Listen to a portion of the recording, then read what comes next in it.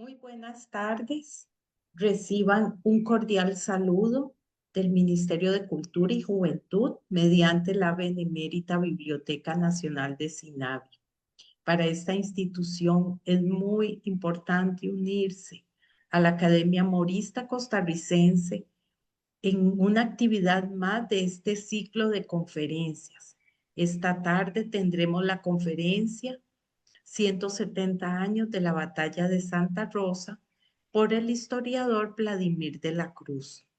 Estas actividades permiten ofrecer al público información muy valiosa sobre la campaña nacional, sobre sus héroes, sobre el contexto social, político en que se dio esta gesta heroica. Un agradecimiento al conferencista, a la doctora Elizabeth Fonseca, presidenta de la Academia Morista Costarricense, a la doctora Ana María Botey, conferencista y coordinadora de la cátedra Juan Rafael Mora, a Manuel Solano de la Biblioteca Nacional y Daniel Bonilla de la Academia Morista, que nos apoyan con la transmisión y logística de la actividad.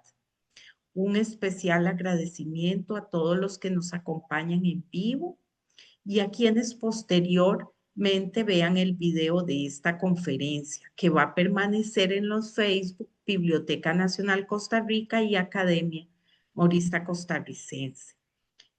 A continuación, le doy la palabra a la doctora Ana María Botey. Gracias.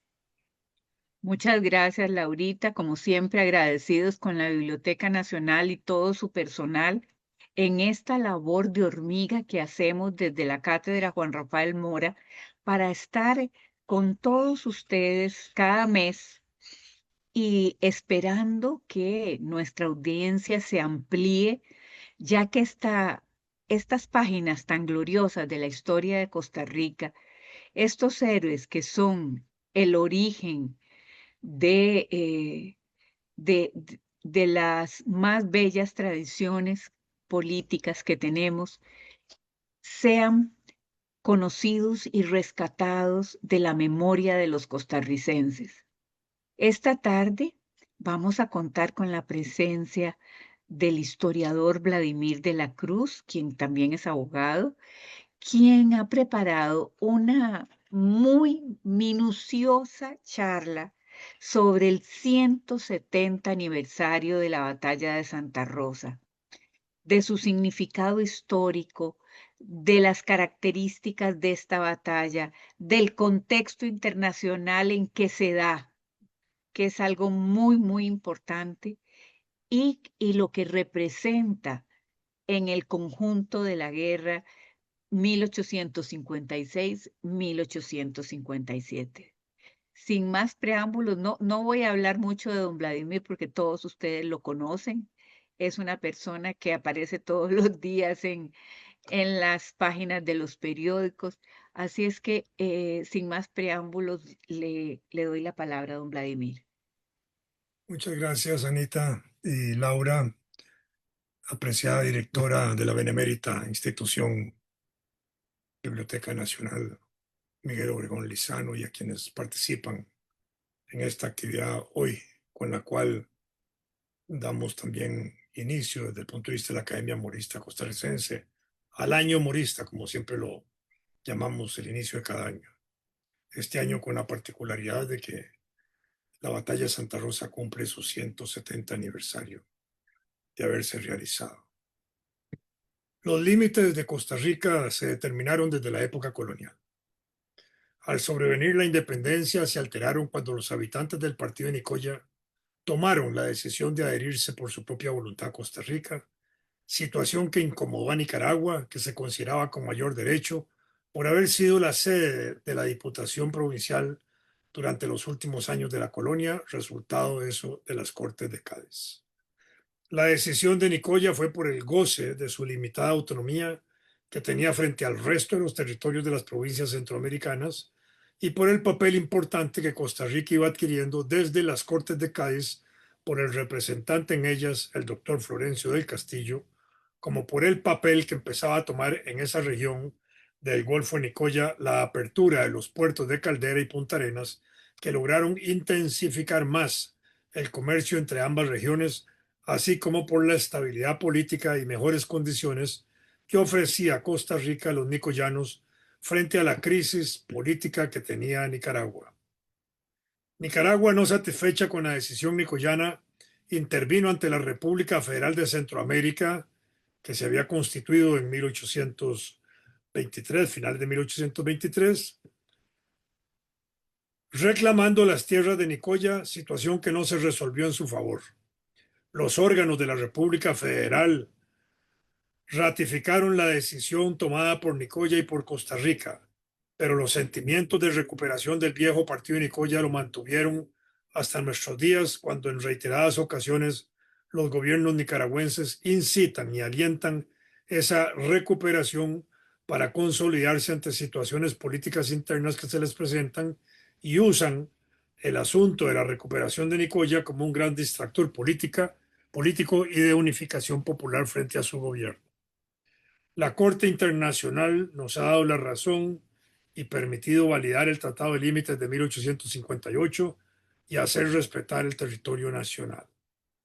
En la década de 1840-1850, esa demanda nicaragüense se mantenía y obligó al gobierno de Costa Rica a fortalecer su aparato militar.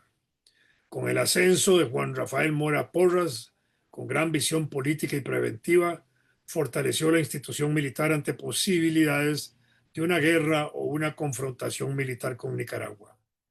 Los grupos económicos del sur de Nicaragua alentaban el conflicto. En Granada se mantenían los conservadores o legitimistas y en León los sectores más democráticos y liberales.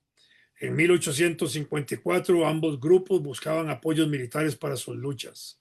Los liberales, al estallar la guerra interna en Nicaragua, buscaron apoyo extranjero promoviendo la llegada de William Walker en 1855, ya reconocido filibustero y mercenario en el norte del continente, en México y Estados Unidos particularmente.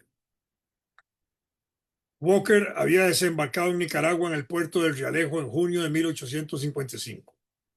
Allí, en Rivas, se produjo la primera batalla de Rivas el 29 de junio, cuando las tropas legitimistas derrotaron a Walker, destacándose en esa batalla el maestro Manuel Mongalo y Rubio, en un acto similar al que tiempo después haría Juan Santamaría en Rivas el 11 de abril de 1856. El 13 de octubre de 1855, Walker ya estaba ocupando Granada, llegando a la presidencia de Nicaragua el 23 de octubre de 1855, Patricio Rivas, quien nombró a William Walker general en jefe del ejército. Poco tiempo después, Walker, después de la batalla de Rivas, llegó a elegirse presidente de Nicaragua el 10 de junio de 1856, siendo reconocido por el gobierno estadounidense. En Nicaragua, el 14 de septiembre de 1856, en la hacienda San Jacinto, cerca de Managua, se libró una batalla, la de San Jacinto, en la cual las fuerzas patrióticas de Nicaragua, encabezadas por el coronel José Dolores Estrada, bajo el llamado Ejército de Septentrión, con 60 flecheros indígenas, derrotaron a 300 filibusteros de Walker, comandados por Byron Cole, quien falleció 2 días después, el 16 de septiembre, a manos de un sabanero. En febrero de 1856, Walker había obtenido una concesión para construir el canal a través del río San Juan. En el conflicto nicaragüense, Honduras apoyó a los conservadores, y en el contexto centroamericano, Honduras se debatía entre la mayor presencia de los Estados Unidos y la de Inglaterra.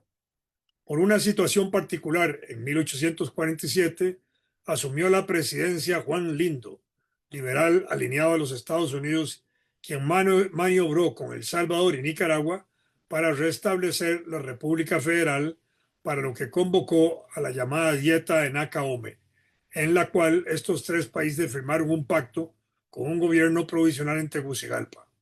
Guatemala no aceptó la iniciativa y la hizo fracasar, con colaboración del cónsul inglés Federico Chatfield, extendiendo el territorio del Rey Mosquito desde el Cabo de Honduras hasta la desembocadura de la región canalera del río San Juan, lo que desconoció Estados Unidos, posesionándose el cónsul norteamericano Geo Squire en la isla Tigre. En los días inmediatos se agudizaron conflictos entre esos países que culminaron con el Tratado Clayton-Bulwer, tratado canalero entre Inglaterra y Estados Unidos sin tomar en cuenta a los centroamericanos. En 1852 asumió la presidencia de Honduras José Trinidad Cabañas, más liberal, quien renunció siendo sustituido por Francisco Castellón, quien no gozaba de la simpatía de los ingleses. Los conflictos regionales se agudizaron y facilitaron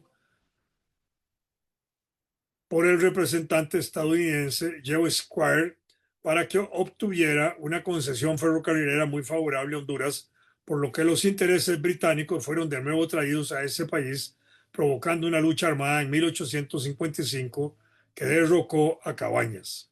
En febrero de 1856, los ingleses, apoyando a José Santos Guardiola, se impusieron en Honduras, agudizando el conflicto con Estados Unidos.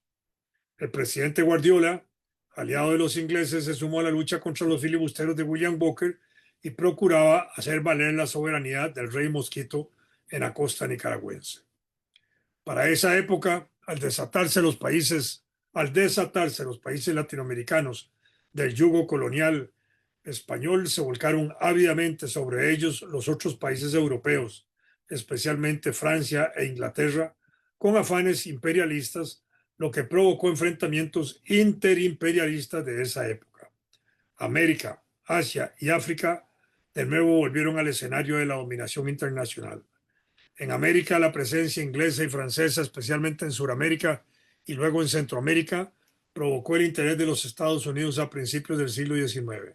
Así, desde 1811, los Estados Unidos aprobó la política del principio de no transferencia que pretendía detener a los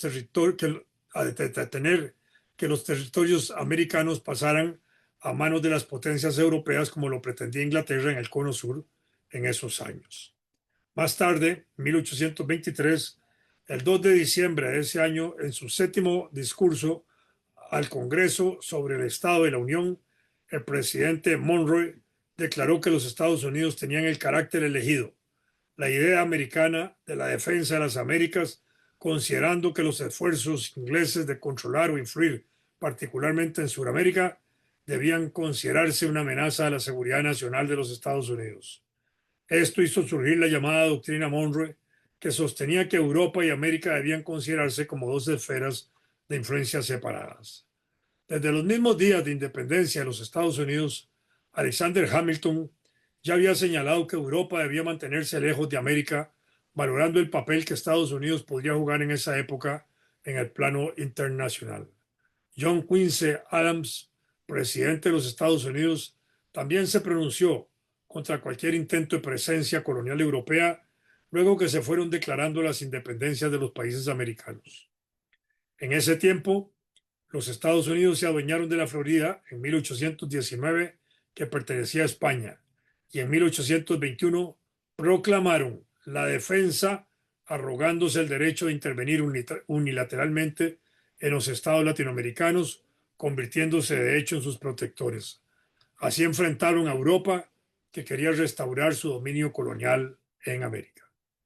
En 1845, el presidente James Polk afirmó sobre la doctrina Monroe que ninguna nación o estado europeo podía interferir con la expansión estadounidense que se estaba realizando.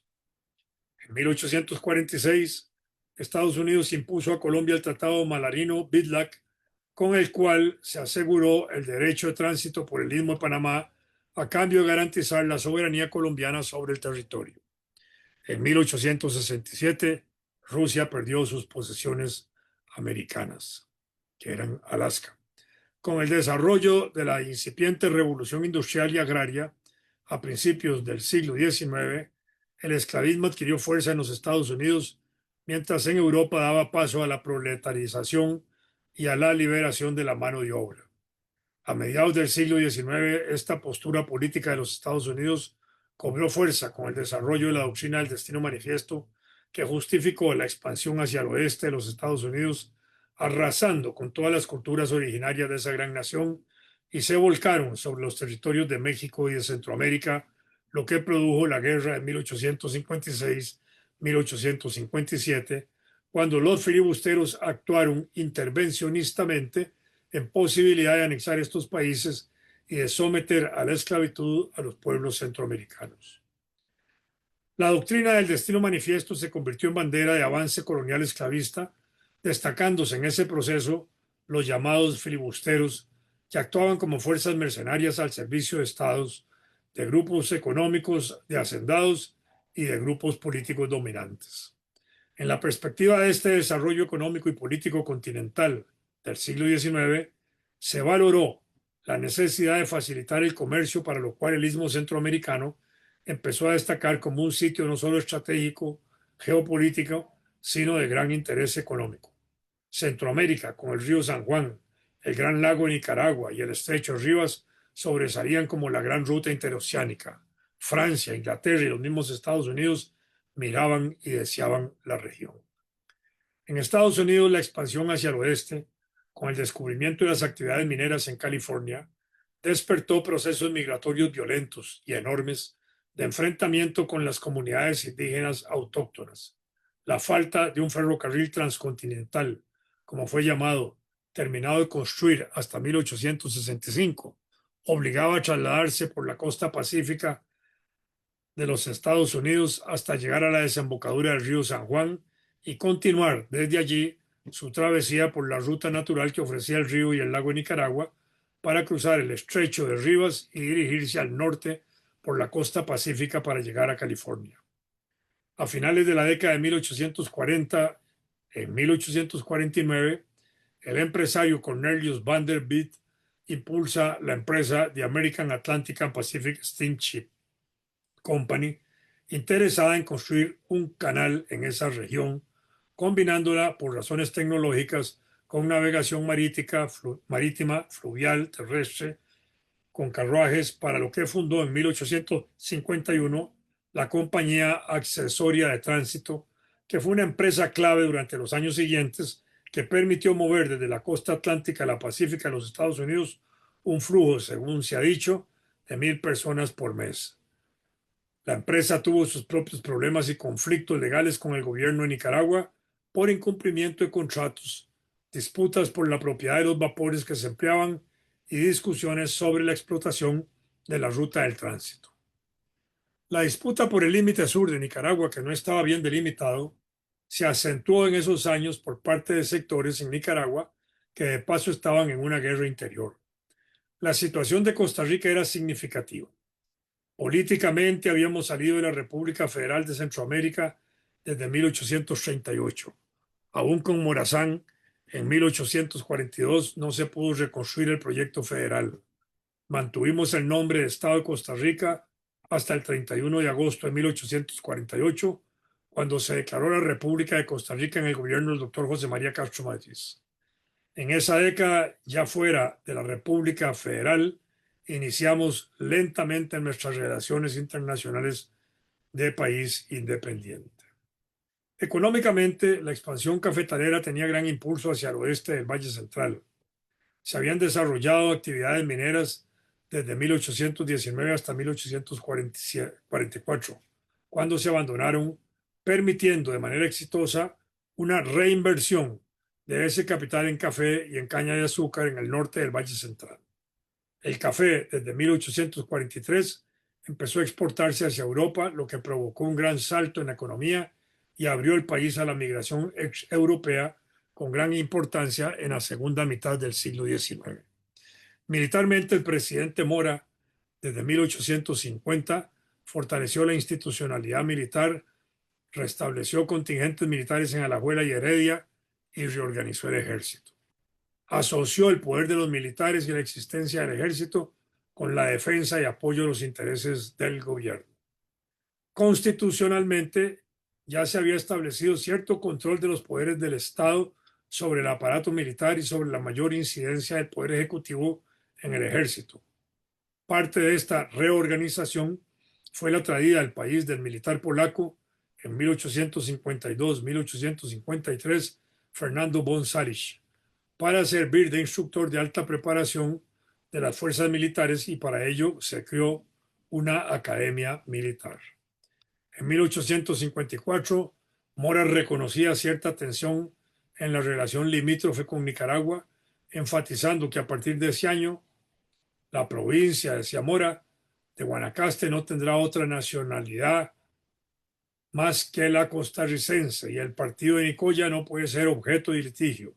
Es una propiedad nuestra a la que tenemos indisputables derechos.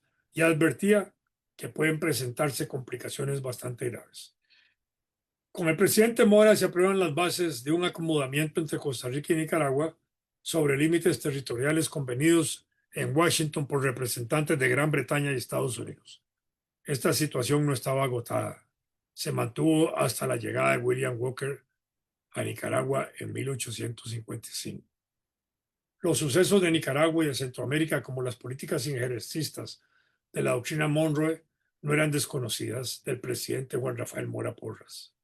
La presencia filibustera en Nicaragua hizo que el presidente Mora, a finales de 1855, el 20 de noviembre, hiciera su primera proclama advirtiendo del peligro filibustero entronizado en Nicaragua, amenazando a Centroamérica, sobre todo cuando a finales de 1855 en Nicaragua se publica un mapa con la firma del presidente Patricio Rivas y de William Walker, donde se fija la frontera de Nicaragua, que incluye a toda la península de Nicoya, desde la desembocadura del río Tempisque hasta la desembocadura del río San Juan, lo que era una abierta amenaza de usurpación territorial que no se podía dejar de lado.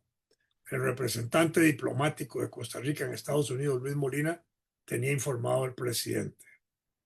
A diferencia de las situaciones políticas y militares conflictivas en Centroamérica, la de Costa Rica era bastante estable.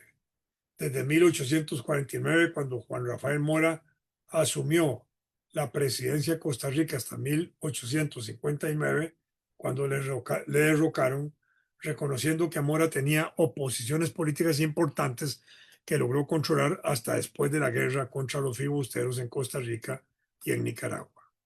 Eso permitió quizás el mejor manejo de la situación militar contra la presencia filibustera en la región, y permitió que el presidente Mora se convirtiera en la figura política más destacada de estos acontecimientos, luciéndose como gran estratega y líder militar de la lucha contra la presencia y amenaza a los filibusteros en Costa Rica, en Nicaragua y en Centroamérica. El tiempo histórico de Juan Rafael Mora estuvo contenido en la Constitución Política Reformada del 30 de noviembre de 1848, promulgada por el gobierno del doctor José María Castro Madrid, que tuvo una vigencia de 11 años, hasta la caída del presidente Juan Rafael Mora Porras el 14 de agosto de 1859, cuando se impuso la Constitución Política el 27 de diciembre de 1859. Eso permitió la estabilidad política que no existió para los gobernantes entre 1833 y 1848, aunque tuviese el gobierno de Mora algunas situaciones político-militares que supo controlar. Desde el 10 de noviembre de 1855, el presidente Mora se dirigió a los representantes diplomáticos de Gran Bretaña, Francia y España, señalándoles el peligro que había sobre Centroamérica, solicitando el apoyo moral y material para la lucha que iba a realizarse.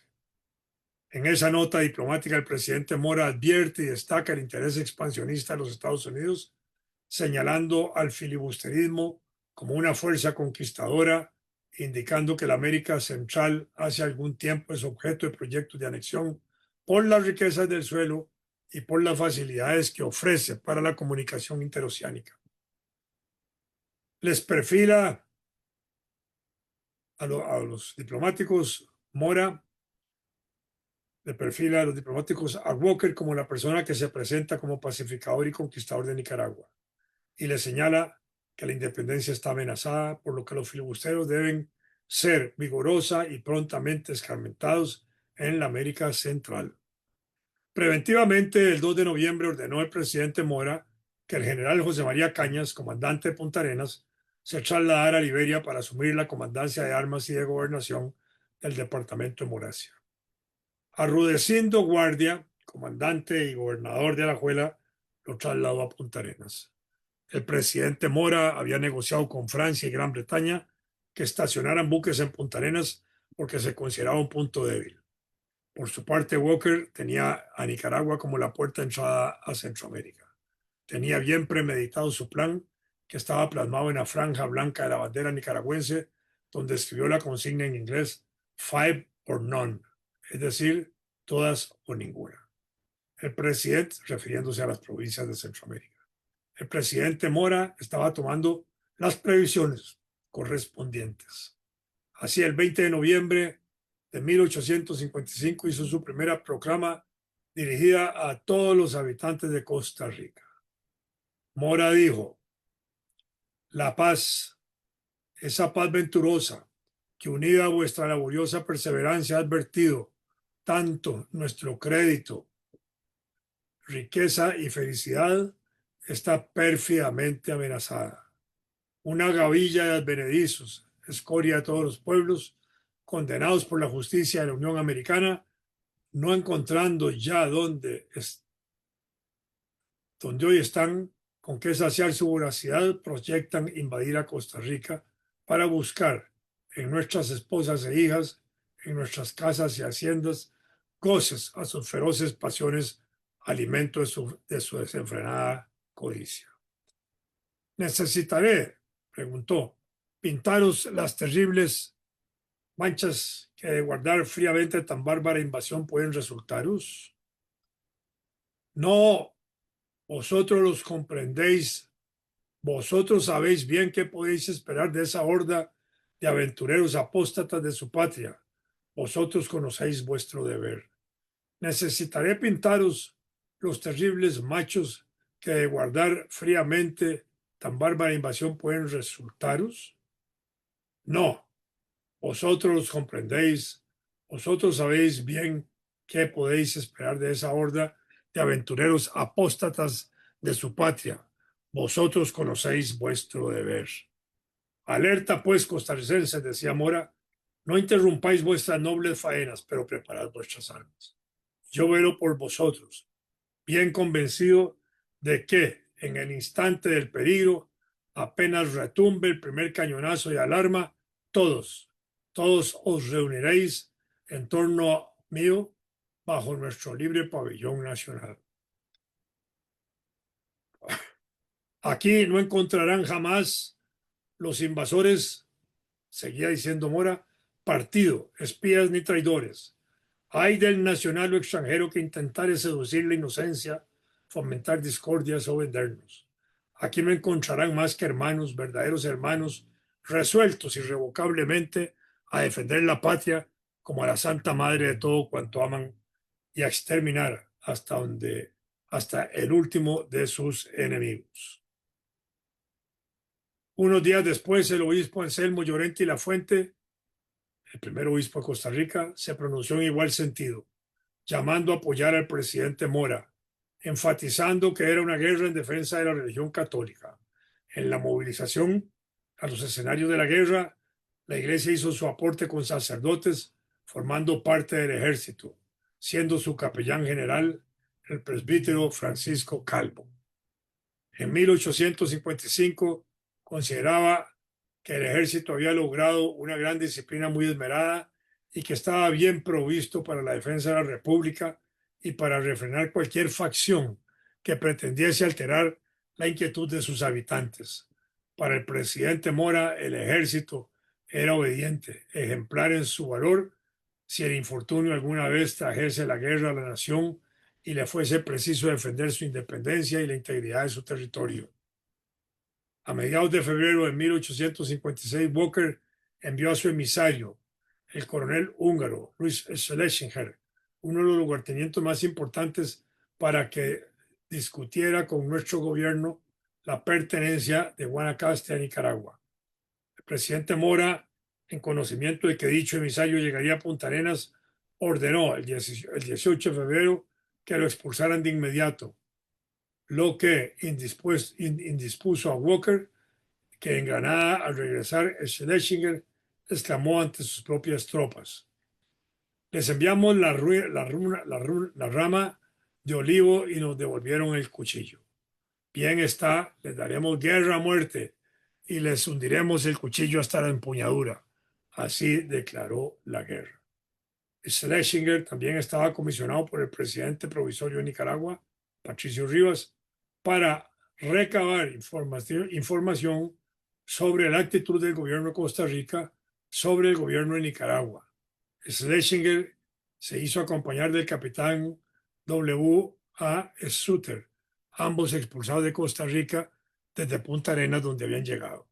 El presidente Mora también dispuso no reconocer misión ninguna del gobierno provisorio de Nicaragua. Ante esta situación, el 27 de febrero de 1856, el Congreso Nacional declaró la guerra a la presencia filibustera, solos o en unión de fuerzas aliadas. Los objetivos eran claros: redimir de la opresión a Nicaragua, arrojar a los invasores del territorio centroamericano y asegurar la libertad de Hispanoamérica. El presidente Mora, con esa gran responsabilidad patriótica, se puso personalmente de acuerdo en impulsar el ejército expedicionario y dirigirlo personalmente en el frente de combate. El Congreso Nacional, ante la integridad nacional amenazada, reclamó a los buenos costarricenses acudir a la defensa de la patria para lidiar con tan justa causa, por lo que aumentó el Ejército Nacional a 9,000 hombres, de todas armas, y con este fin, en cada una de las provincias de Alajuela y Heredia se organizaría también, según Mora, inmediatamente una división de 1,000 soldados con sus correspondientes jefes y oficiales. El Congreso autorizó al presidente Mora a ir a luchar solo o en unión de las fuerzas de los demás gobiernos centroamericanos que se sumaran a la lucha contra la opresión de los nicaragüenses y sacarlos de América Central. El 1 de marzo, el presidente Mora hace su segunda proclama importante, en tono categórico, dirigida a los compatriotas. Dice: a las armas. Ha llegado el momento que os anuncié. Marchemos a Nicaragua a destruir esa falange impía que la ha reducido a la más oprobiosa esclavitud. Marchemos a combatir por la libertad de nuestros hermanos. Ellos os llaman, ellos os esperan para alzarse contra sus tiranos. Su causa es nuestra causa. Los que hoy los vilipendian, roban y asesinan, nos desafían audazmente e intentan arrojar sobre nosotros las mismas cadenas ensangrentadas. Corramos a romper las de nuestros hermanos y a exterminar hasta el último de sus verdugos. No vamos a lidiar por un pedazo de tierra, no por adquirir efímeros poderes, no por alcanzar misérimas conquistas, ni mucho menos por sacrificios partidos. No, vamos a luchar por redimir a nuestros hermanos nicaragüenses de la más inicua tiranía. Vamos a ayudaros en la obra fecunda de su regeneración. Vamos a ayudaros a la obra fecunda de su regeneración y decirles: hermanos de Nicaragua, levantaos, aniquilad a vuestros opresores. Aquí venimos a pelear a vuestro lado por vuestra libertad, por vuestra patria. Unión, nicaragüenses, unión, inmolad para siempre vuestros enconos. No más partidos, no más discordias fratricidas, paz y justicia y libertad para todos. Guerra solo a los filibusteros. Yo marcho al frente, decía Mora, del Ejército Nacional. Yo que me regocijo de ver hoy vuestro noble entusiasmo, que me enorgullezco al llamaros mis hijos, quiero compartir siempre con vosotros el peligro y la gloria. Vuestras madres, esposas, hermanos e hijos os animan. Sus virtudes patrióticas os harán invencibles. Al pelear por la salvación de nuestros hermanos, combatiremos también por ellos, por su honor, por su existencia, por nuestra también idolatrada y la independencia hispanoamericana. Todos los leales hijos de Guatemala, El Salvador y Honduras marchan sobre esa horda de bandidos. Nuestra causa es justa, el triunfo es seguro. Dios nos dará la victoria y con ella la paz, la concordia, la libertad y la unión de la gran familia centroamericana. Era un claro llamado poniendo en relieve el que hacía Mora la lucha a destruir a la falange impía contra la dignidad, contra la esclavitud que se había impuesto en Nicaragua y a luchar por la libertad de los nicaragüenses. Nuestros hermanos señalaba que se avanzaba a Nicaragua, pero no para adquirir tierras ni a gobernar ese país. Se iba para estimular el levantamiento de los nicaragüenses contra sus opresores y a luchar por su libertad. Más claro fue cuando señaló que la lucha en Nicaragua era para asegurar la independencia hispanoamericana, reconociendo que también Guatemala, El Salvador y Honduras se sumaban en esa lucha por la unión de la familia centroamericana. El 3 de marzo de 1856 se reunieron en la plaza principal de San José las personas para escuchar la arenga del obispo Anselmo Llorente y Lafuente y para conformar el ejército costarricense que se enfrentaría a las tropas invasores del norteamericano William Walker. La vanguardia de este ejército estaba compuesta por 2.500 hombres. Estuvo al mando del general don José Joaquín Mora. La marcha inició desde San José en la madrugada del 4 de marzo, tras recibir el día anterior la bendición del obispo Anselmo Llorente y Lafuente. En el camino se fueron sumando los regimientos de Heredia y Alajuela, constituyendo así el ejército expedicionario que se dirigió por los montes del Aguacate hacia Punta Arenas, donde se estimaba que Walker invadiría y continuaría hasta Guanacaste. Unos lo hicieron por tierra y otros cruzaron en barcos o en botes del Golfo de Nicoya y el río Tempisque sus afluentes para llegar a Liberia. La fracción del ejército que se dirigió a Punta Arenas estuvo a cargo del general José Joaquín Mora. De allí siguieron con destino al afluente de Las Piedras, conocido como Bebedero, situado en la confluencia de los ríos Las Piedras y Tenorio. El otro grupo iba surgiendo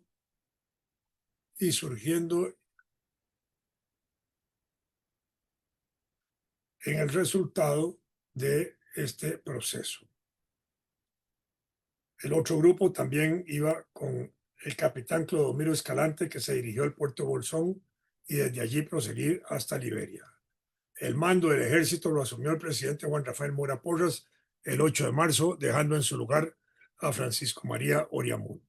Mientras tanto, en Nicaragua, el 11 de marzo, el gobierno de Patricio Rivas declaraba la guerra a Costa Rica.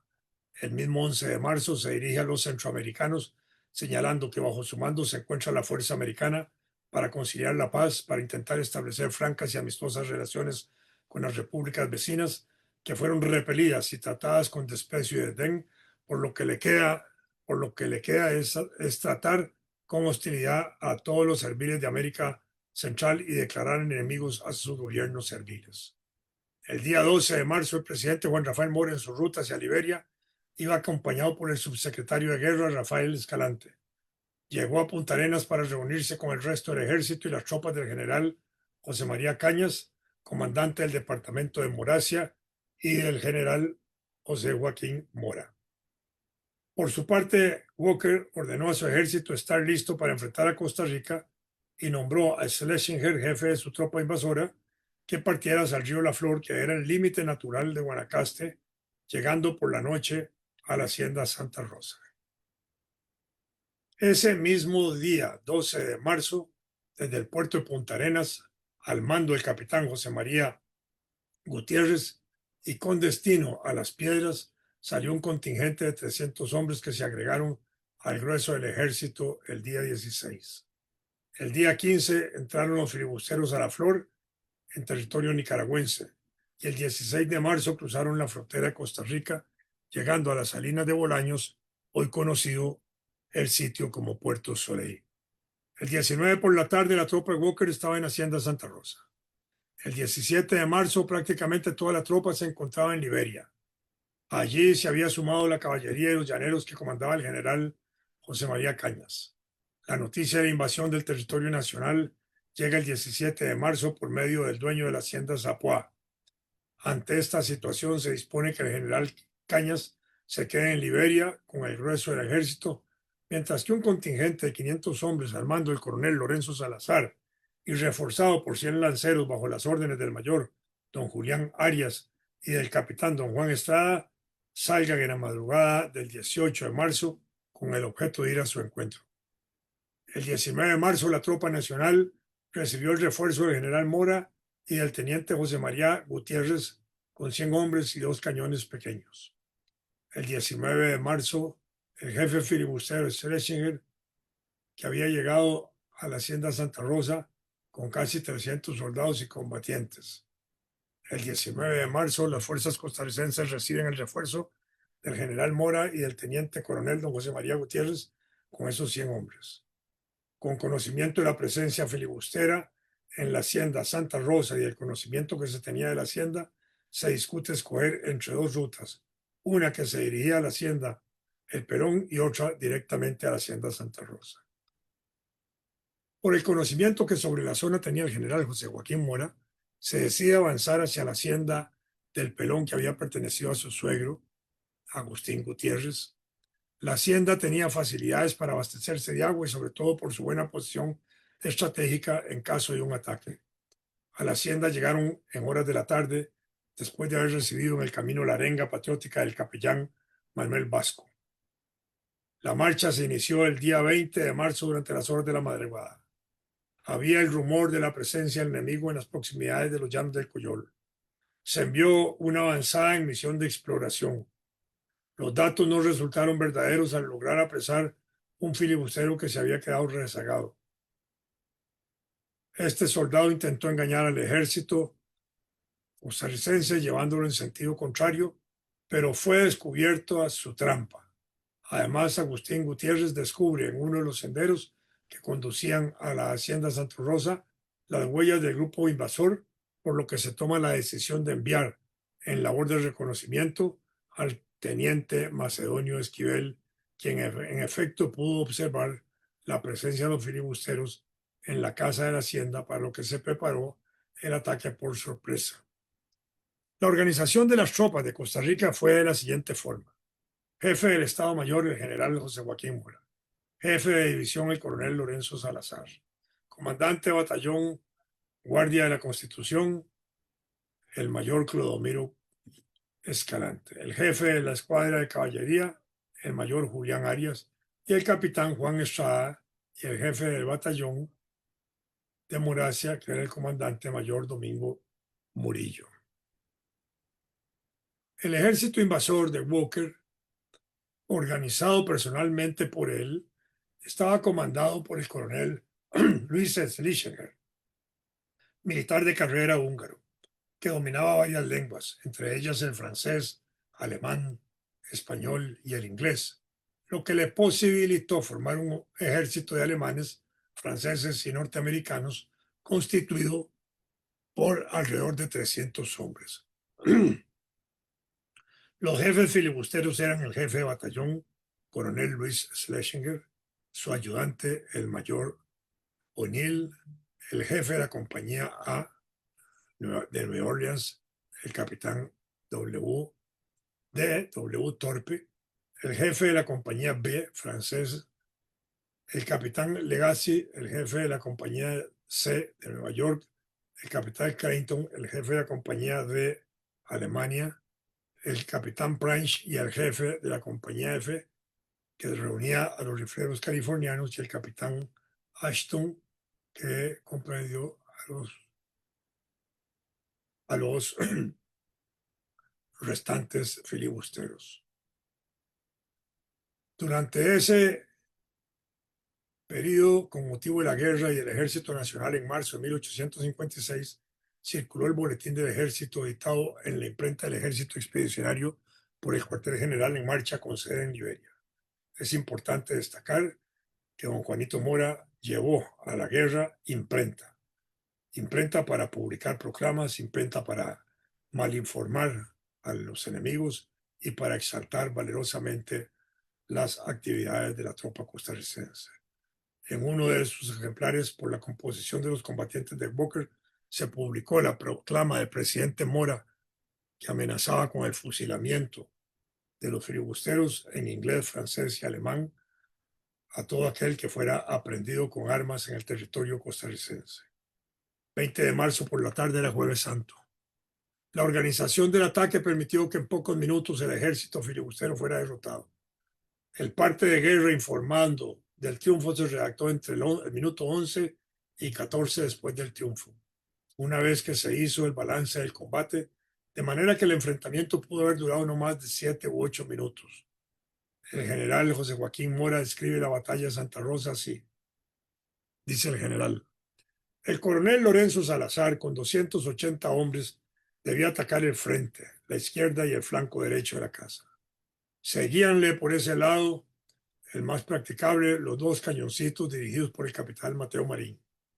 El capitán José Gutiérrez, con 200 hombres, debía flanquear la izquierda por fuera de las cercas y tomar posición a la espalda de las casas sobre la cumbre de la colina. El escuadrón de caballería quedó formado por el callejón hasta recibir la orden de cargar al enemigo cuando se le desalojara de sus posiciones.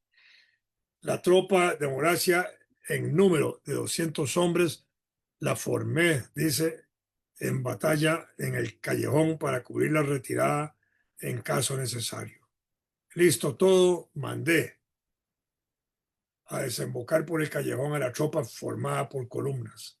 Nuestros soldados, al son de las cornetas que tocaban a degüello, marcharon a la carrera, acudiendo cada cual al puesto señalado. Continúa Mora: los filibusteros me hicieron ni un tiro. Allí murió valientemente el oficial Manuel Rojas. Una vez dentro no hubo ya esperanza para los malhechores. El sable y las bayonetas los habían hecho trizas, y ellos, aterrados, no atinaban a ofender con sus tiros. Todo esto pasó en 5 minutos. La di, 14 Vladimir, minutos, ¿sí? la di. Discúlpame un minuto, es que la imagen está como congelada. ¿Te ves en la cámara? Sí, sí me Y, veo.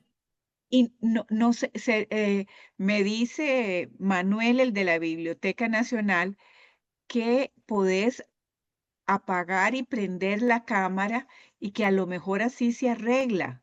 Mucho gusto. Mejor. Sí, sí se arregló. ¡Qué dicha! Aspectos técnicos. Ay, perfecto. Muchas gracias. A los 14 minutos, entonces, contados desde la primera descarga, se hallaba mi tropa, decía general, formada en el mejor orden y en tranquila posición en Santa Rosa. Nuestros soldados y combatientes actuaron con furia, dispararon con 2 cañoncitos de montaña, numerosos fusiles Minié y otros de chispa, pero también blandieron filosas bayonetas, sables y machetes en el enfrentamiento sorpresivo de luchar cuerpo a cuerpo.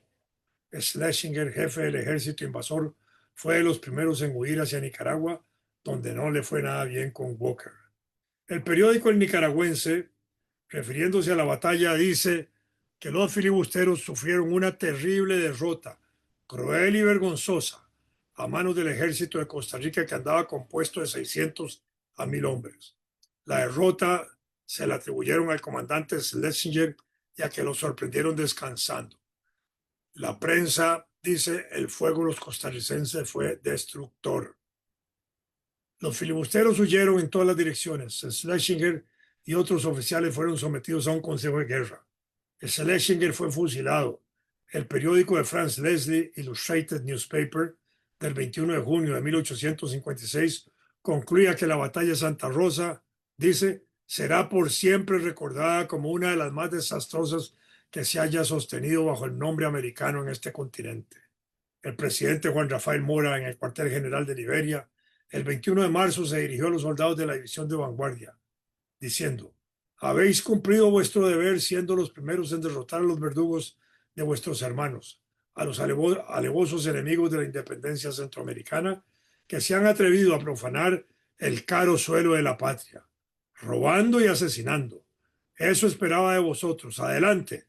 Otro esfuerzo más, un solo tiro y a la bayoneta, y veréis cómo huyen, y esos son sus mejores asesinos. El triunfo es y será siempre vuestro. Paz y gloria a los bravos que han perecido. Salud y lauros a todos los valientes vencedores. El mismo 21 de marzo, el presidente Mora, dirigiéndose al señor ministro de Guerra, le informa: el primer triunfo se logró el 20 de marzo en la hacienda Santa Rosa, próxima a la frontera con Nicaragua. Ahí se le marcó la raya sur a las tropas del expansionismo esclavista. El 7 de abril se arrebató a los usurpadores el puerto de la Virgen sobre el lago Cocibolca.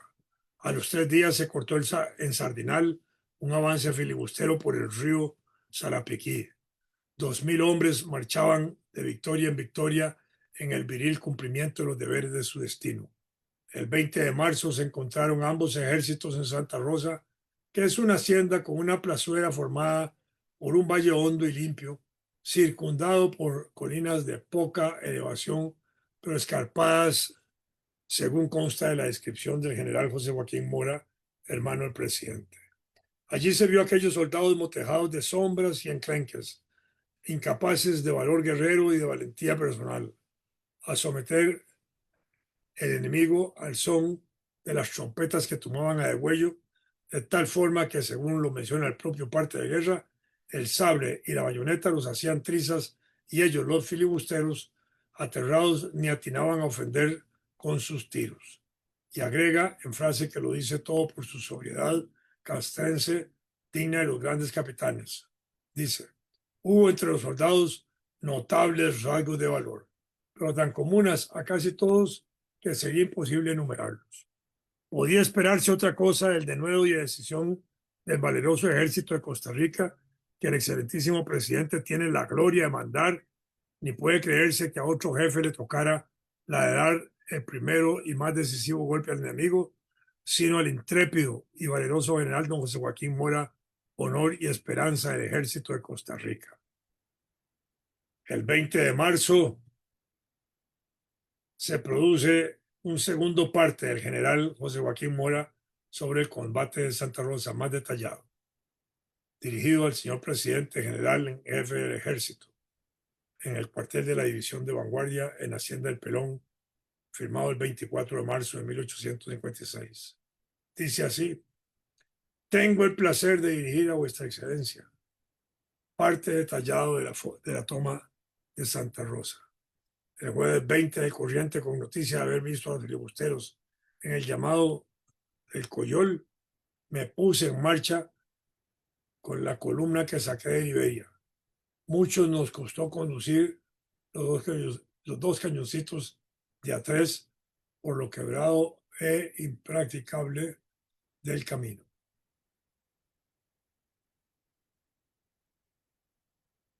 Tomamos un filibustero, continúa, repitió que procuró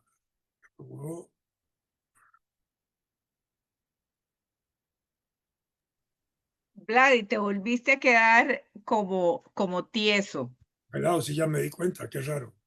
Que está raro eso. Volvé a prender y apagar la cámara. Son los filibusteros. Sí, te están boicoteando la charla. Seguimos el callejón orillado de árboles a cuyos lados, continuaba el general, se extendían lomas de poca altura cubiertas de espesa breña. Al salir del callejón vimos tendida a nuestros pies la plazuela de dicha hacienda, formada por un valle hondo y limpio, circundado por colinas de poca elevación, pero escarpadas. Los corrales de la hacienda estaban cerrados con cercas de piedra. Empiezan como a la mitad de la falda de una de las colinas situada al frente del callejón, hacia su izquierda, y rodean las casas que ocupan la altura, pero que están dominadas por la cumbre de la colina, a corta distancia y cubiertas de nuevo de breña. Tienen las casas un gran patio también cercado. A la derecha y en la falda de la colina hay una quesera. A continuación de la altura, ligándola con la inmediata, corre una limpia loma al frente del camino que seguimos. La línea que debía correr mi gente para llegar a las casas es precisamente 1 milla. En vista de la posición de mis órdenes para el ataque, concebido ya de antes sobre el exacto plano que el mayor don Clodomiro Escalante me había preparado y presentado para el caso de tener que batir allí al enemigo. El coronel Lorenzo Salazar, con 280 hombres, debía atacar el frente, la izquierda y el flanco derecho de la casa. Seguíanle por ese lado, el más practicable, los 2 cañoncitos dirigidos por el capitán Mateo Marín. El capitán José Gutiérrez, con 200 hombres, debía flanquear la izquierda por fuera de las cercas y tomar posesión a la izquierda de las casas sobre la cumbre de la colina. El escuadrón de caballería quedó formado en el callejón hasta recibir la orden de cargar al enemigo cuando se le desalojara de sus posesiones. La tropa de Moracia, en número de 200 hombres, la formé en batalla en el callejón para cubrir esa retirada si fuera necesario. Listo todo, mandé a desembocar por el callejón a la tropa formada por columnas. Nuestros soldados, al son de las cornetas que tocaban a degüello, marcharon a la carrera acudiendo cada cual al puesto señalado. Continúan los filibusteros, no hicieron ni un tiro. Nos aguardaban de cerca, con la esperanza que su primer descarga los derrotaría. Tampoco los nuestros dispararon hasta hallarse a 20 varas del enemigo. Rompieron entonces un fuego sostenido que duró tanto como tardaron los costarricenses en llegar a los cercas. Desde ese instante solo los piratas dispararon. Los nuestros saltaban a los corrales sin que el mortífero fuego que sufrían bastara a detenerlos. Allí murió el valiente oficial Manuel Rojas. Una vez dentro, no hubo ya esperanza para los malhechores. El sable y la bayoneta los hacían trizas y ellos, aterrados, ni atinaban a ofender con sus tiros. Así fueron rechazados hasta las casas, donde se encerraron al tiempo que la gente del capitán Gutiérrez, posesionada ya de la altura, los cercaba. En estos momentos pereció el capitán Manuel Quirós, herido al saltar la cerca del patio. Sus últimas palabras fueron dirigidas a sus compañeros de armas. Les dijo: entre ustedes, les dijo y expiró.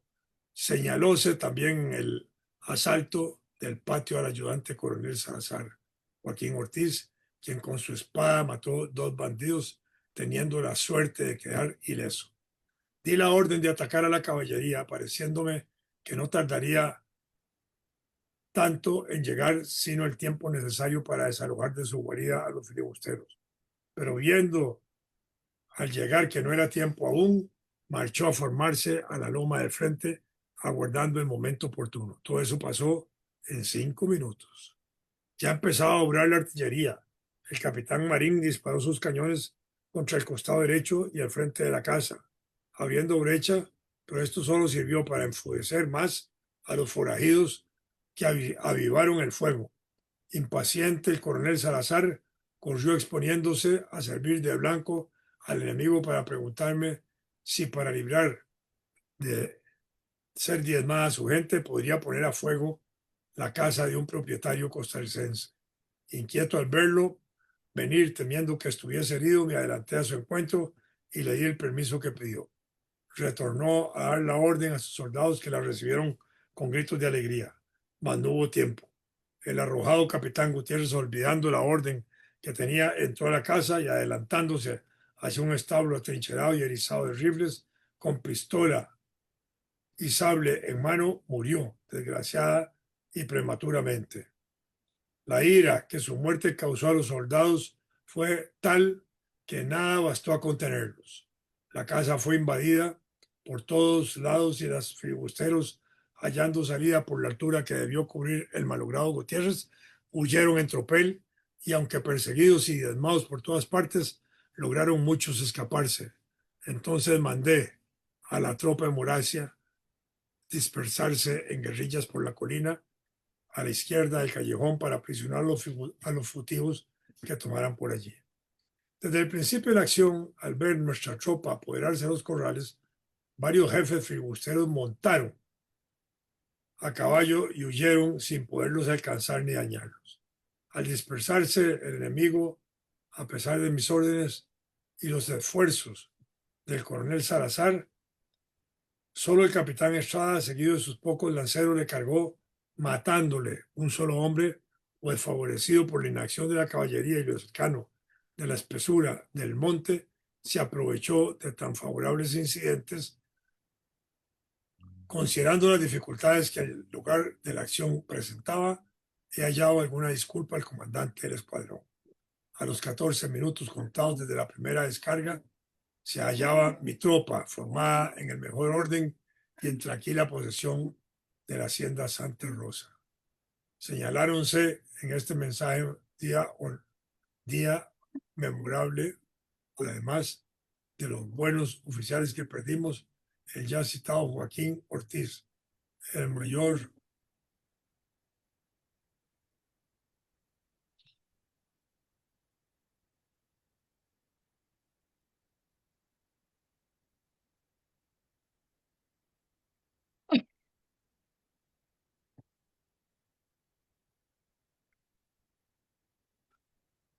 que se me perdió la página.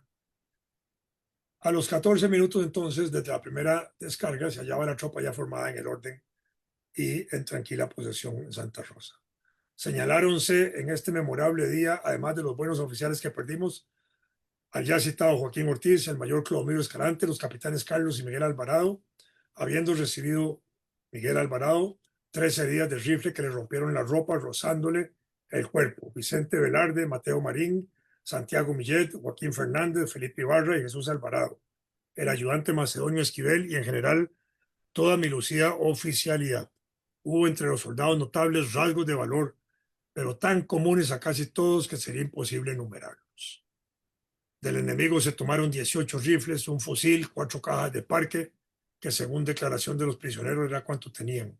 Las pistolas, paradas, piezas de equipaje, etcétera, que se dio a los jefes y oficiales que las tomaran, varios caballos y mulas, todos sus papeles y un grupo daguerrotipado con los retratos de varios jefes de la gavilla de Bergantes. Todo cuanto tenían, en fin, ha caído en poder de mi gente. Los muertos del enemigo que pude reunir llegaron a 26 y muchos deben haber acabado en los pesos del monte, que fueron los que salieron huyendo. Prisioneros hasta hoy hay 19. El resto, hasta 400 hombres que según los prisioneros que entraron en acción se entregará o morirá de sed y hambre en los montes. Los persigo por todas partes y el mayor Domingo Murillo, apostado en Zapuá, con respetable fuerza les cortará el solo camino para ellos practicable. No puede darse una victoria más completa gracias al valor de mis soldados. Entre los capturados vivos estaba un filibustero que se identificó como periodista. Interesante es que Juan Rafael Mora, frente a eso, le perdonó la vida, con lo cual podríamos pensar que Mora respetaba la prensa, respetaba la información periodística, respetaba que sobre los acontecimientos políticos, incluso militares como estos, se estuviera informando. Pero en una batalla posterior volvieron a capturar a este muchacho, era un muchacho combatiendo, y ahí lo fusilaron. En la primera había logrado engañar bien al presidente y a los comandantes para perdonarle la vida, pero después no se la perdonaron. Nuestras pérdidas, según las listas, ascienden a 4 oficiales y 15 soldados muertos. Dios guarde a vuestra excelencia, decía José Joaquín Mora. El 21 de marzo, un día después de la batalla de 1856, se persiguió a los filibusteros por todo el territorio nacional, por el norte del país y la margen del río San Juan. Triunfados en la batalla de Santa Rosa el 20 de marzo. Ahí murió el capitán Manuel Quirós, miembro del Estado Mayor Militar, y 3 oficiales más, junto con 15 combatientes. Hubo 32 heridos. Inmediatamente el presidente Mora ordenó continuar hacia Nicaragua. El objetivo político y militar de la movilización para asegurar la derrota de los filibusteros en ese país y expulsarlos del suelo centroamericano, trasladándose la guerra hasta 1857 a Nicaragua. 25 de marzo de 1856 se fusilan 18 filibusteros en Liberia a las 4 de la tarde. La sentencia a los filibusteros capturados fue una advertencia contundente a la tropa invasora de William Walker y a sus jefes militares de la determinación del presidente Juan Rafael Mora y de los altos jefes del Ejército Nacional de que serían pasados por las armas quienes intentaran ocupar y dominar el territorio nacional osó juzgar al pueblo costarricense. El 27 de marzo de 1856, el gobierno de Costa Rica recibió al general Pedro de Alcántara, Herrán, quien había sido presidente de Nueva Granada, de Colombia, participante en las guerras de independencia de su país y de Perú, militar de carrera, ministro de Guerra y Relaciones Exteriores, diplomático activo, quien llegó para brindar apoyo y solidaridad en la lucha contra los filibusteros y mostrar la simpatía del gobierno neogranadino colombiano en esta gesta nacional y centroamericana. El 29 de marzo de 1856, Mora declaró su objetivo de ingreso a Nicaragua: paz y libertad a Nicaragua y Costa Rica, independientes y unidas como hermanas. Gloria a las fuerzas aliadas libertadoras de la América Central. 29 de marzo de 1856, el ejército costarricense cruza la frontera con Nicaragua para luchar contra los filibusteros en ese país e inicia la penetración en el territorio nicaragüense, dirigiéndose hacia la ciudad de Rivas, que tomaron para asegurar la lucha con los filibusteros, contra los filibusteros norteamericanos establecidos en Nicaragua y expulsarlos de ese territorio. Al mismo tiempo se ordenó ocupar el puerto de San Juan del Sur en el Pacífico y el puerto de la Virgen sobre el lago Nicaragua. El 29 de marzo, desde Zapuá, el presidente Mora se dirigió a los nicaragüenses indicándoles la decisión de ingresar a Nicaragua a derrotar a los filibusteros. Les dijo: desde el seno de nuestras pacíficas montañas he oído vuestros congojosos lamentos. Mutuos errores y una guerra fratricida os han entregado al fiero albedrío de una horda de forajidos que, llamados incautamente como amigos auxiliares de unos, se han convertido en déspotas de todos. Hoy yacéis aún aterrorizados bajo el yugo acerado de un ejército compuesto de las heces corrompidas que arrojan de sí todas las sociedades. ¿Qué sois vosotros en vuestro propio país? ¿Qué es el esclavizado nicaragüense que llaman por befa presidente? ¿Cuál es vuestra suerte hoy y la más fatal que con tan cruentos amos os espera? Vosotros lo sabéis más que yo, vosotros que la sufrís y deploráis con lágrimas de sangre. Habéis llamado a vuestros hermanos, vuestras hermanas, a todos rodean vuestras fronteras y avanzan para libertaros de esa falange traidora. Combatimos por vuestra salvación. Después del triunfo, paz, unión, justicia y libertad para vosotros y para todos. Harto conocéis a los pacíficos costarricenses. También los han conocido en Santa Rosa los cobardes filibusteros. Siempre neutrales en vuestras discordias, hemos acogido con igual hospitalidad a todos los nicaragüenses. Para vosotros no existen ni existirán jamás distinciones ni partidos. Sea lo mismo para vosotros que una sola bandera, una causa y un grito de concordia y progreso nos reúnan a todos como católicos, como hijos de una misma patria, como verdaderos hermanos. Cese ya tanta postración, tanta iniquidad y servidumbre. ¿Toleraréis, acaso, por un instante, tanta esclavitud, oprobio y tiranía? Preguntaba. ¿No dilaréis todos unidos, siempre unidos por conquistar la libertad que os han robado? Les volví a preguntar. Sí, valerosos nicaragüenses, unidos, alzados y combatid con aquel ardiente coraje que habéis mostrado en tantas nefastas luchas. Arrojemos unidos a esa pestífera canalla. No quede uno solo de esos asesinos sobre la tierra privilegiada que os concedió la providencia, y de entre esos montones de cadáveres y ruinas que han acumulado tantos desvaríos y maldades, levantemos juntos una patria más unida, más fuerte, más venturosa y más grande. Paz y libertad a Nicaragua y Costa Rica, independientes y unidas como hermanas. Gloria a las fuerzas aliadas libertadoras de la América Central. La batalla de Santa Rosa es para mí la más importante de todas las que se llevaron a cabo contra los filibusteros. Lo es porque se produce en el territorio nacional, donde los filibusteros fueron derrotados, obligándose a su retirada y salida del territorio costarricense. Lo es porque se le infligió una profunda derrota moral a los filibusteros. La batalla de Santa Rosa elevó la moral de los combatientes costarricenses, le infligió a los filibusteros un temor de combate. El Ejército Nacional estaba en capacidad de dar esa batalla. Todos los hombres necesarios. Tenían los jefes militares en capacidad de conducir el ejército y en capacidad de hacer el análisis estratégico y táctico de esa batalla. Fue la primera derrota del imperialismo colonialista estadounidense en el continente y golpeó la doctrina Monroe y del destino manifiesto que se levantaba por Estados Unidos, estableciendo el límite del expansionismo de los Estados Unidos en esta región. El 20 de marzo celebramos el acontecimiento más importante de la vida nacional, la Batalla de Santa Rosa, cuando las tropas invasoras filibusteros fueron derrotadas por los costarricenses en el territorio nacional. Batalla de pocos minutos, pero demoledora para los agresores. En esta batalla jugó un papel muy importante el batallón Muracia, como se conocía en ese momento, la provincia de Guanacaste, que le habían puesto ese nombre en mérito al presidente Mora. Los jefes militares de la batalla, Clodomiro Escalante, Lorenzo Salazar, José María Gutiérrez, Mateo Marín, Manuel Rojas, Manuel Quirós, Joaquín Ortiz y otros, todos se distinguieron en el combate.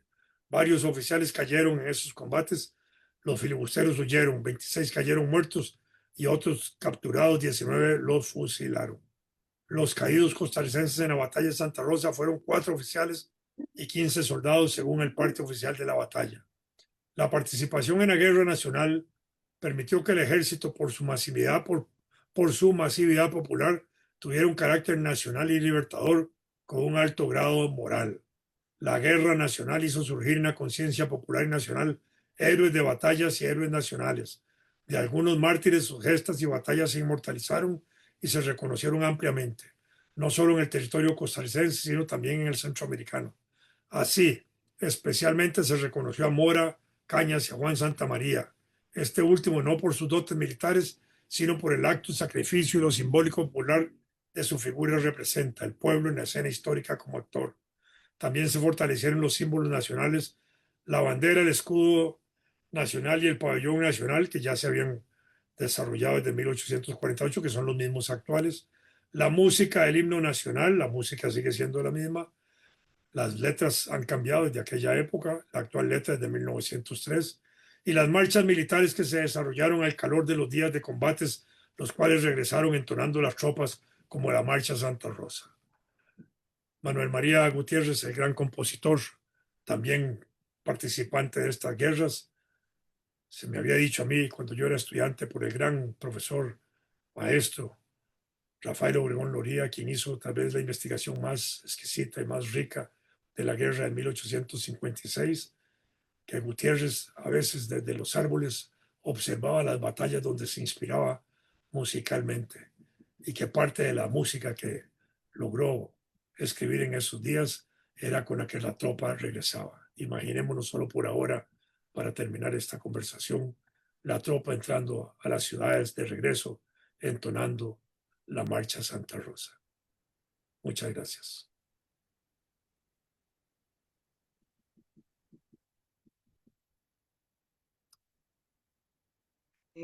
Quiero agradecerle muchísimo a Vladimir por esta conferencia, porque hoy Vladimir a las 11 de la mañana dio esta misma conferencia, la impartió a un grupo grande de personas donde hubo unas intervenciones que acompañaron esta conferencia muy bellas.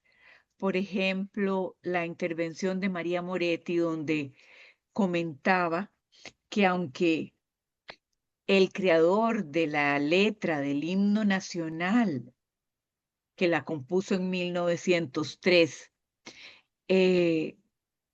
no estuvo en el momento de esta campaña nacional 1856-57, ella, bajo una investigación muy profunda, comprueba que la primera proclama de don Juan Rafael Mora, donde dice costarricenses a las armas, ha llegado el momento, esa primera proclama es la que alimenta la letra del himno nacional. Entonces, que es obra del gran poeta Villo Celedón. Vean cómo fue de impactante esta gesta tan gloriosa que movilizó a todo Costa Rica, a hombres, a mujeres, las mujeres que se hicieron cargo, como ya lo hemos hablado, de los negocios, de los pequeños comercios, de las cosechas, los niños, los indígenas que fueron cargadores, en fin, movilizó a toda Costa Rica. Y lo que hoy nos duele es que la memoria de esta campaña nacional pareciera estar durmiendo el sueño de los justos.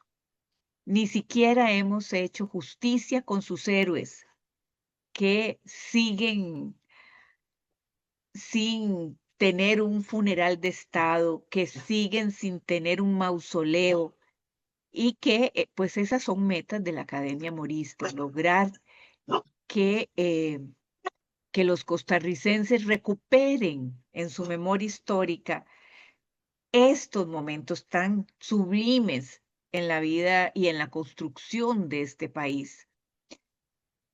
Además, quería decirles que estamos en el 170 aniversario, que hoy lo recalcó Vladimir, 170 aniversario de esa gesta que también reafirma nuestra independencia. No sé si Vladimir quiere agregar alguna cosita. Me dice Manuel que no hay preguntas, ¿verdad, Laurita? Hay una, bueno, hay de la Asociación Cívica Zapoteña, dice Viva Mora y Viva Cañas. Y después hay una pregunta que dice que cómo conmemorará el gobierno Sí. entrante estas efemérides. Yo puedo decir, no sé cómo lo va a conmemorar, pero sí sé que el Museo Juan Santa María de Alajuela está ya con una exposición y realizando actividades. La biblioteca se une a la Academia Morista. Entonces, estas conferencias y actividades, programas de páginas vivas, ¿verdad? Son actividades de conmemoración que se están llevando a cabo en este momento. Creo que no hay más, pero voy a revisar el Facebook mientras don Vladimir, si quiere agregar algo, voy a revisar el Facebook de la Academia Morista. Las fechas nacionales, las efemérides, son dignas de celebrarse con la pompa que merezcan. Los acontecimientos de la guerra de 1856-57 son quizás los más importantes en toda la historia nacional, porque afirmaron la independencia lograda en 1821, porque afirmaron los anhelos de mantenerse independientes, libres y soberanos, sin esclavos y sin ser esclavistas. En Nicaragua, William Walker había establecido la esclavitud por un breve periodo, cuando fue presidente también por un breve tiempo.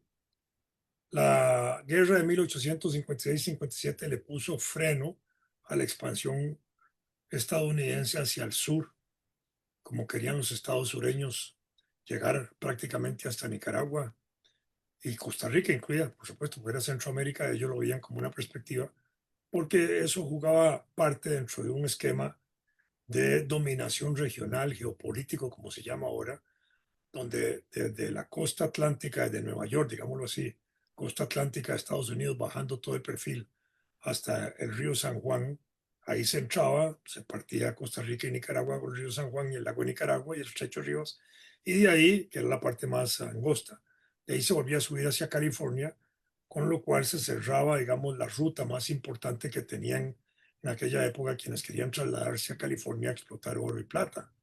Pero también los filibusteros usaron esa ruta y esa misma compañía para recibir apoyos logísticos. Por eso, en la guerra de 1856, el control y el dominio de la ruta del tránsito, como se le llamó, era estratégico. Justo Rafael Obregón, cuando hizo el libro en el centenario de la celebración de este acontecimiento, que lo ordenó la Universidad de Costa Rica, hacerlo y él lo hizo maravillosamente, lo tituló La campaña del tránsito porque era como el elemento más estratégico para cortarle los tentáculos a los filibusteros.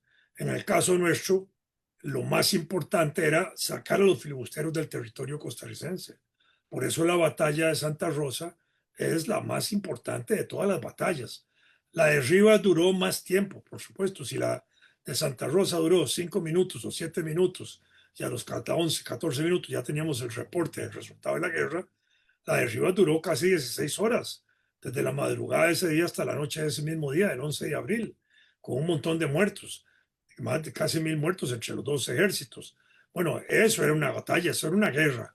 Ahí le dimos una derrota también fulminante a los filibusteros, que no la pudimos dar definitiva por la muerte, por el impacto que Presencia del cólera. la peste del cólera, que nos obligó a retroceder a nosotros, paralizó la guerra un poco. Booker se sostuvo ahí, pero permitió al mismo tiempo que en esa segunda mitad del siglo de 1856 los ejércitos de Centroamérica se integraran en la lucha, y entonces Honduras, Salvador y Guatemala empiezan a participar. Y también el ejército nicaragüense que se había separado de Booker, que también empieza a participar ahí, y el nuestro. En esa segunda mitad de 1856 se constituyó el Estado Mayor Militar de la guerra, con esos generales al frente que iban rotando, pero en principios de 1857 tal era el reconocimiento militar y la importancia que tenía como gran estratega y combatiente el general José Joaquín Mora, que durante toda la fase de 1857 fue el que comandó el Estado Mayor Militar de todos los ejércitos de Centroamérica. Y eso es muy importante. Walker ahí se mantenía todavía ahí.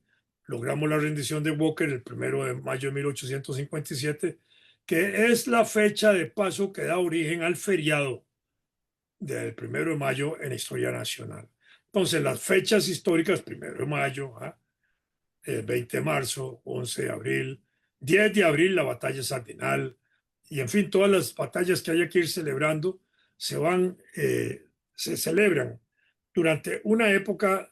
Solo los moristas, digámoslo así, solo la Academia Morista se fundó en el año 2015, estamos, digamos, recién nacidos casi, pero la gente que simpatizaba con nuestros héroes siempre celebró estos acontecimientos, y la batalla de Rivas y la de Santa Rosa generalmente se celebraban más oficialmente en los programas escolares, en las escuelas y colegios. Eso se ha dejado de lado, raras veces por el papel importante de algunos profesores de estudios sociales, o porque el Departamento de Estudios Sociales del Ministerio de Educación se le ocurre destacar esos eventos. Se celebran con cierta pomposidad, digámoslo así, e importancia, pero se ha dejado. Este gobierno, por ejemplo, casi no ha hecho nada en esas fechas. Va a hacer, justamente al terminar su salida, están planeando mañana, el Consejo de Gobierno se va a reunir en Santa Rosa, con motivo del aniversario de la guerra, del 170 aniversario. Eso es un acto importante, es un acto que pone en relieve, digamos, por parte del gobierno, la batalla de Santa Rosa. Habría que ver qué discurso hacen, que es otra cosa, porque no es solo reunirse ahí, hacer una reunión y tomar café, sino qué valoración hacen de la guerra, que es lo más importante. Y hay otros eventos que está interesado el actual gobierno de terminar, que han sido iniciativa de nuestra Academia Morista Costarricense, que ellos han tomado como para impulsar en este fin del gobierno del presidente Rodrigo Chávez Robles algunos eventos de significancia extraordinaria. ¿Qué va a hacer el próximo gobierno? No lo sabemos. Tenemos que ver qué ministro de Educación nombra, qué ministro de Cultura nombra también. Pero institucionalmente tenemos instituciones, perdonen la redundancia, que son muy importantes en la vida nacional, de la cultura, de la historia, de la memoria histórica, que fueron fundadas a finales del siglo XIX, en parte por ese gran educador benemérito también de nuestra patria, fue ministro de Instrucción Pública, Miguel Obregón Lizán. La Biblioteca Nacional, fundada en aquella época, que es una de las instituciones de reserva documental más importante y de memoria nacional, histórica, patriótica, de los valores costarricenses. El Archivo Nacional, que se creó en aquella época, también tan importante, que son también esos elementos muy significativos. Tenemos la biblioteca, el archivo, como elementos motores de eso. Hoy tenemos un Ministerio de Cultura, que por su naturaleza tiene que destacar e impulsar todo ese tipo de cosas. En fin, ahí está el Museo Histórico Cultural Juan Santamaría en la ciudad de Alajuela, que es una institución extraordinaria, de actividades casi todas las noches y todos los días. Hay actividades relacionadas que le dan mucha vida al Museo Juan Santamaría. Y ahí hay exposiciones muy importantes relacionadas solo con los eventos de la Guerra del 56 en contexto nacional, en contexto centroamericano y en el contexto internacional que corresponda. Arqueológicamente, nuestras escuelas de arqueología y antropología hacen estudios a veces donde se encuentran restos de la guerra del 56, etcétera. Por ejemplo, recientemente en Sardinal, ahí en Sarapiquí, se han encontrado 1.500 y pico de piezas relacionadas con el escenario de las batallas que se libraron en Sardinal en esos días. Entonces, ahí estamos rescatando ese tipo de cosas que son siempre significativas en esto. Entonces, ahí siempre estarán presentes las instituciones haciendo valer la importancia de nuestros signos. La Biblioteca Nacional, no en ocasiones, todo el tiempo, todos los días, doña Laura no duerme o duerme en la biblioteca. Pasa haciendo exposiciones de distintos momentos de nuestra historia nacional, extraordinarios eventos importantes, y exhiben documentos de la época. Igual el Archivo Nacional. Entonces aquí tenemos 80 y pico de bibliotecas municipales en todo el país, a veces muy débiles, porque no se han fortalecido adecuadamente, que no es culpa de la Biblioteca Nacional, sino depende de las municipalidades en mucho. Pero si pudiéramos fortalecer esas bibliotecas, estaríamos también dándole un insumo a la población para festejar nuestros acontecimientos más importantes. Tenemos un calendario histórico desarrollado hace mucho tiempo por la Academia de Geografía e Historia de Costa Rica, y tenemos un calendario morista desarrollado por la Academia Morista Costarricense, que nos están recordando constantemente, día a día casi, los distintos eventos y situaciones que podríamos estar refrescando en nuestra memoria histórica, en nuestra memoria personal, en nuestra conciencia patriótica, para fortalecer justamente los valores que hacen que los costarricenses seamos más costarricenses, los valores nacionales, lo que enriquece al ser costarricense como tal, fuera de todas las malas influencias extranjeras que a veces perjudican justamente la celebración de esos valores nacionales. Aquí no, aquí estamos en un año 170 aniversario de la batalla de Santa Rosa, que nosotros mismos desde la Academia Costarricense Morista trataremos de estar exaltando en cada evento que podamos hacerlo y llamando la atención para que compañeros y costarricenses y compatriotas nos acompañen en estas fechas. Gracias, Vladimir. Hablando de estos temas, el 13 de abril a las 4 de la tarde, Adrián Chávez del Museo Juan Santamaría va a impartir una charla sobre que él denominó, es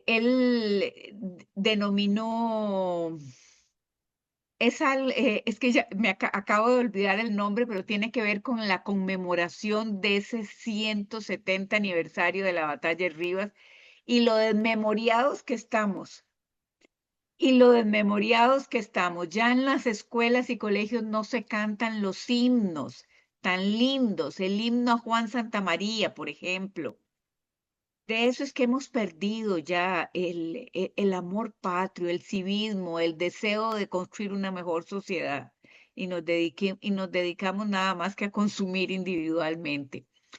Y para mayo, que creo que es el 5 de mayo,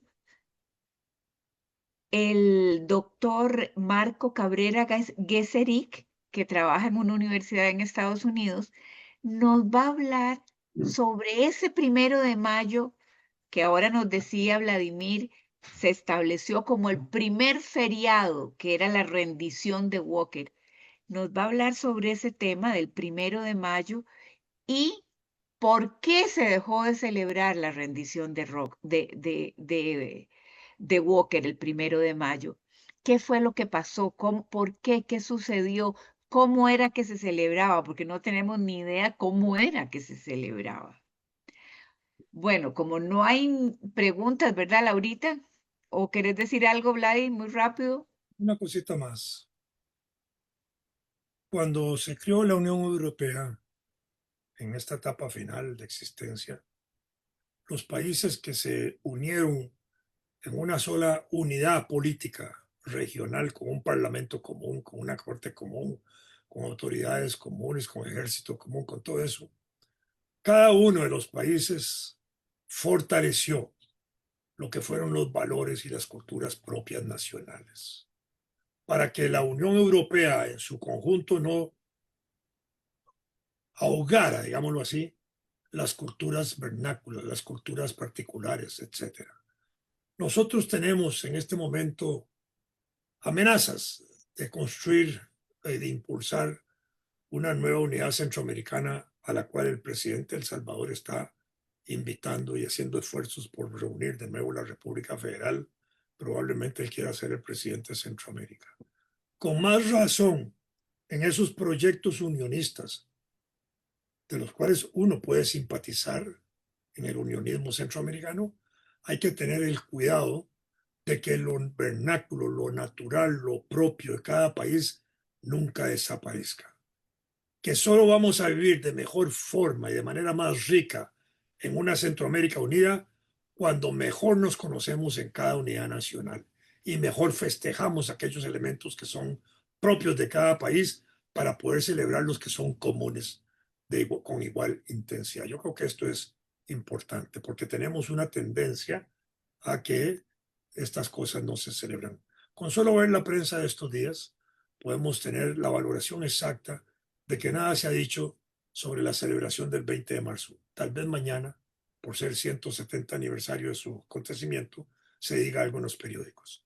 Pero raras veces se publica algo de esto. El 20 de marzo, siendo la batalla más importante, como mencioné, ya dejó de ser un día feriado. Hace muchos años, cuando yo era escolar, hace muchos años, era un día feriado también, el 11 de abril también. Y celebrábamos la fecha en las escuelas y colegios. De manera que es un deber nuestro celebrarla en nuestras familias, con nuestros familiares, con nuestros hijos, con nuestros nietos, con quien corresponda, hablar de la guerra.